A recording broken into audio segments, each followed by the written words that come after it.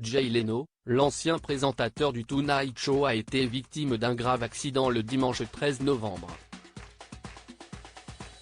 Ce jour-là, il devait se rendre à une conférence financière du Forum 2022 à Las Vegas avant que l'organisation n'indique qu'il ne pourrait finalement pas être présent.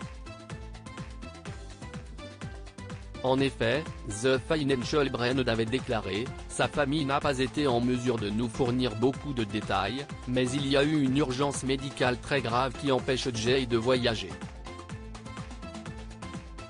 Peu après cette nouvelle, Amy Bennett, la porte-parole du Grossman Burn Center de Los Angeles, a indiqué que Jay Leno avait été hospitalisé d'urgence dans le centre de soins aux brûlés.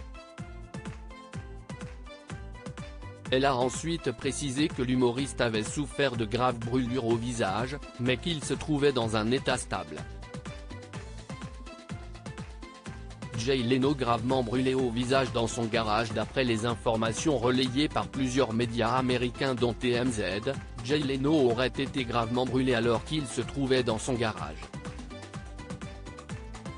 L'incident se serait produit alors que l'homme, qui est un grand collectionneur de voitures, réparait une conduite de carburant bouchée sur une voiture à vapeur de 1907.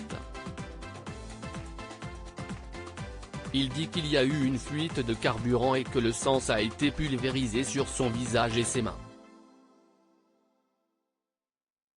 Presque simultanément, une étincelle a déclenché une explosion, mettant le feu au comédien, a précisé le média. D'après un proche de l'homme de 72 ans, le côté gauche de son visage aurait été brûlé, mais ni ses yeux, ni ses oreilles n'auraient été touchés. Dans un communiqué fourni à Deadline, Jay Leno a expliqué « J'ai eu de graves brûlures à cause d'un incendie d'essence. Je vais bien.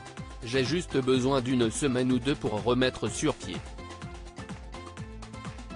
Plus de peur que de mal pour l'humoriste qui a donc échappé au pire.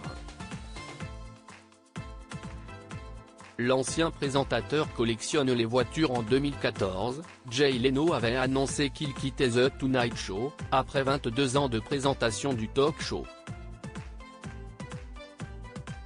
S'il avait été remplacé par l'humoriste Jimmy Fallon et que son émission The Jay Leno Show n'avait pas rencontré le succès, il avait ensuite décidé de lancer le Jay Leno's Garage sur CNBC. En effet, en tant que collectionneur de voitures, l'Américain qui en posséderait plus de 180 avait décidé de lancer une émission consacrée à sa passion.